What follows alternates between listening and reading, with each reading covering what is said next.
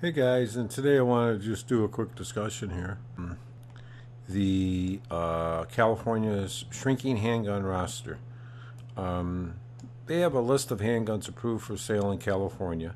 It is continues to decrease at a steady rate as no new guns are added due to microstamping requirements and older guns are removed. California's Unsafe Handgun Act, which includes a roster of handguns that meet the state's expansive safety requirements, was established January 2001.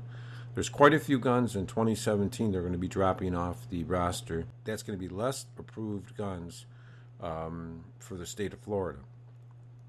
Under state law, new semi-automatic firearms sold in California must have the capability to permanently stamp shell casings fired through the gun with an identifying mark, in effect creating a serialized shell casing that could be tracked back to the gun that's fired. However, this technology is not in the current production handgun. So if that's not in the gun, you won't be able to sell the gun in that state.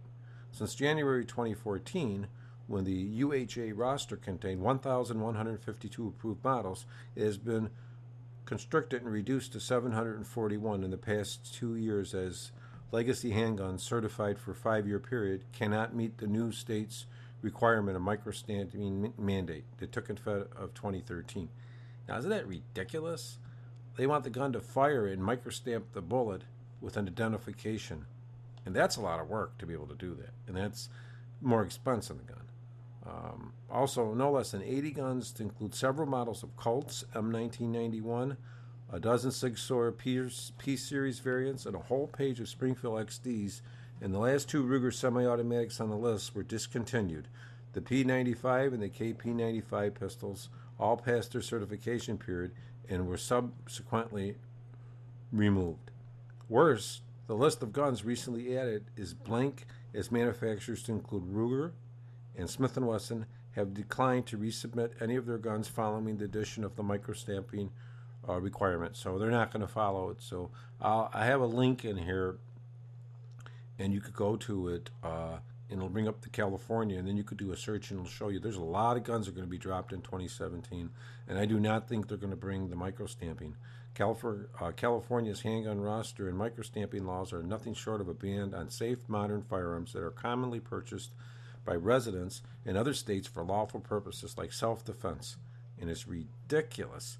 And many years ago, many of the gun advocates, pro-gun, predicted that the list will continue to shrink, and we're seeing it is shrinking, and there's like not very many now of the 1,159 guns that were on the list before. What they do is they have a roster, and if the manufacturers don't meet that microstamping requirement, then it's dropped. The gun is dropped.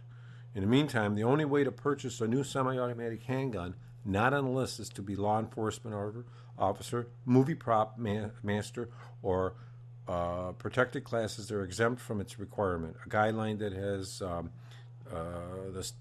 many gun advocates puzzled. If handguns are not on the roster, are so unsafe, then why does California law enforcement officers allowed to buy them for personal use? So that's what they're saying. So it's pretty interesting that law enforcement officers can use it for personal use, but individuals can't buy them if they're not on the roster. That's just another California incredible shrinking handgun roster. Thanks a lot, guys, for tuning into the video, and hopefully this just shed some light on what's going on.